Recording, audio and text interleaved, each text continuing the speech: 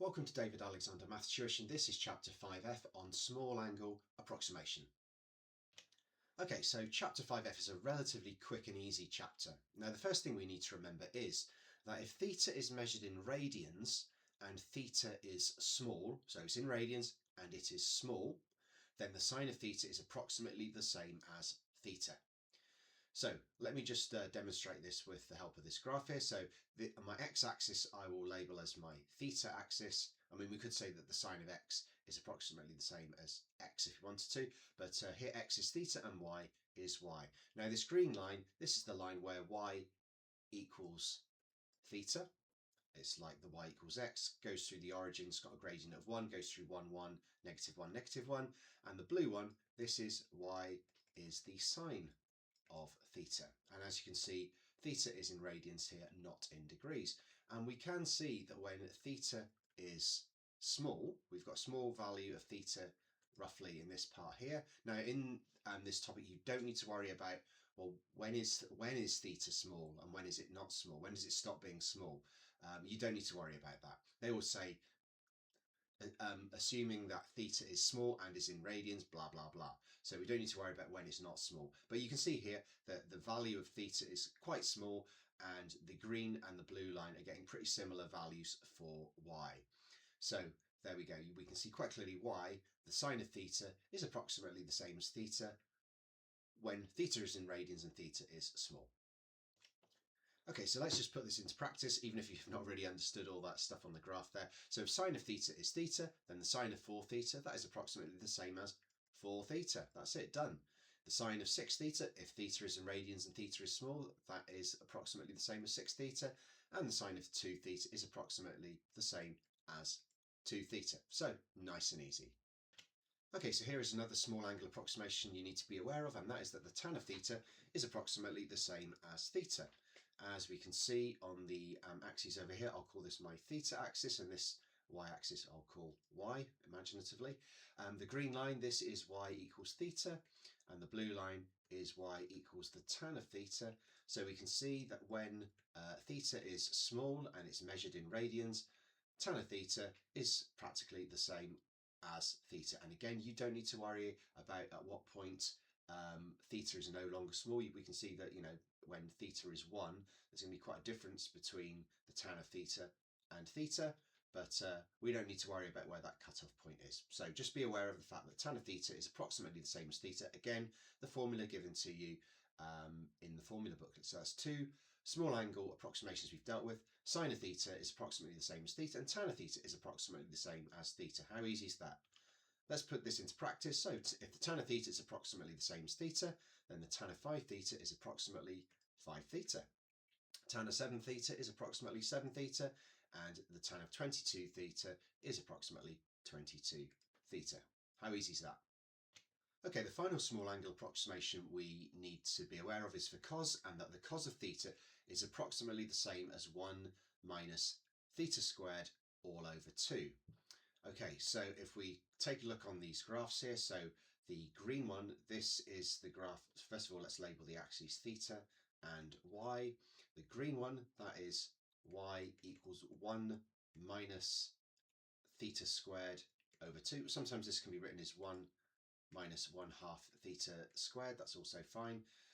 So if you imagine what your graph of x squared, an x squared graph would look like so, so a half x squared would also look like that. So a negative half x squared would look like so, and then it's been moved up 1. So there we go. We can see it's going through at 1 there.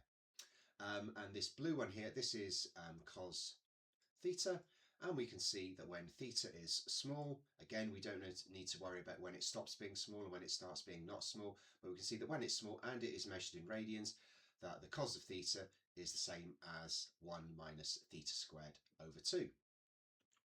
Now we need to be a little bit careful when it's something like the cos of 2 theta. So we know that the cos of theta is 1 minus theta squared over 2, but if it's the cos of 2 theta, it becomes 1 minus 2 theta all squared over 2, and 2 theta squared becomes 4 theta squared over 2, and of course 4 theta squared over 2 becomes 1 minus 2 theta squared. Let's look at another one. The cos of 4 theta, that's approximately the same as 1 minus, in brackets, 4 theta all squared over 2, and that is the same as 1 minus 16 theta squared over 2, and that is therefore 1 minus 8 theta squared. Cos of 7 theta becomes 1 minus, in brackets, 7 theta all squared over 2, in other words 1 minus 49 theta squared over 2, and that's probably the best way just to leave it. So some people, although they can remember that the cos of theta is 1 minus theta squared over 2, not sure what to do when there's a number in front of the theta. So we just need to put that whole thing in brackets, and that is the thing that gets squared. So these are the sort of questions you might get perhaps in an exam, and these are certainly some of the questions you'll find at the start of 5F. So when theta is small, probably should say and in radians, find the approximate values of sine 5 theta take tan 3 theta over sine 4 theta. Well, the sine of 5 theta, that is approximately the same as 5 theta. The tan of 3 theta is approximately the same as 3 theta, and sine of 4 theta is approximately 4 theta. So what we have is we have 2 theta over 4 theta. The thetas can cancel, so we have 2 over 4, in other words 1/2. Okay, this next example, a bit harder. One takeaway, now that we know the cos of 2 theta, we can write that as 1 minus 2 theta all squared over 2. And we know that the sine of 8 theta we can write as 8 theta.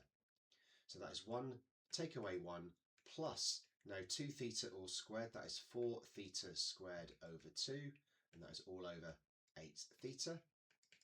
1 minus 1, well, they cancel out, so what we have, and 4 theta squared over 2, that is 2 theta squared all over 8 theta. We've got a theta top and bottom, so that theta can cancel with one of these, and the 2 and the 8, that can be turned into 1 over 4. So what we have is theta over 4, or 1/4 theta. Okay, when theta is small, probably should say and in radians, show that all this stuff on the left is the same as 7 over 2 plus theta. Well, we know that the tan of 7 theta is approximately the same as 7 theta. 2 theta squared will leave as it is, and 5 theta, well, that will just be 5 theta. Take away the sine of 3 theta, which is the same as 3 theta. So what we have is 7 theta plus 2 theta squared all over 2 theta, and I can write that as 7 theta over 2 theta plus 2 theta squared over 2 theta. So the thetas will cancel on the left, the 2's will cancel on the right, and we can cancel a theta top and bottom, leaving us with the 7 over 2 plus theta, which is what we were aiming for in the first place. Okay, so here's a worded question. So find the cos of 0.16 radians correct to 6 decimal places. So just type that into your calculator, and you should end up with 0.9872227. Use the approximation for cos of theta. So we know that the approximation is 1 minus 1/2 theta squared. So all we need to do here is 1 minus 0.5 times by 0.16 squared, and we are getting 0.9872. So fairly close. Calculate the percentage error in your approximation. Well, so what is the difference between these two? So 0.987227 take away the 0.9872. What is that difference as a percentage of what it actually is? So 0.987227 multiplied by 100, and we can see the percentage error is minute. It's 0.00273%. Okay, so here we've been told to calculate the percentage error in the approximation for the cos of 1.16 radians. So first of all, what is the actual cos of 1.16 radians? So just whack that into the calculator, and I'm getting 0.399340. Now the approximation, that is 1 minus 1/2 times by 1.16 squared, and that is 0.3272. So quite a difference. So what is that as a percentage error? Well, it's the actual minus the approximation over the actual times 100, same as we did before, and we're getting that percentage approximation as the percentage error as 18.06%, which is much higher. In fact, that's worryingly large. So why is there a difference? Well, the difference is because here theta is small and here theta is not small. Okay, so here's one final example. When theta is small and is in radians, it should say, can we show that all of this can be written as 24 theta plus 2? Well, I'm sure we can. So first of all, the cos of theta, so that's 6 lots of cos theta, so 6 lots of 1 minus, and that's going to be 4 theta in brackets all squared over 2. Take away 4 plus 20 sine theta, which is, remember sine theta is theta, so that is 20 theta over 1 minus sine 2 theta, so 1 minus 2 theta. Okay, so that's going to be 6 lots of 1 minus 16 theta squared over 2, so 8 theta squared. Take away 4 plus 20 theta all over 1 minus 2 theta. So that's going to be 6 take away 48 theta squared minus 4 plus 20 theta all over 1 minus 2 theta. So let me just write this as minus 48 theta squared plus 20 theta, and 6 take away 4 is positive 2. So I'm just writing it in the sort of familiar quadratic form. Okay, now I'm assuming that if I'm going to be turning this into 24 theta plus 2, this stuff on the top must be divisible by 1 minus 2 theta in order just to simplify it. So what I'm going to do is I'm going to assume that this top has a factor of 1 minus 2 theta. In fact, I'm just going to turn it into minus 2 theta plus 1 on the top and the bottom. Hopefully you can appreciate that negative 2 theta plus 1 is the same as 1 minus 2 theta.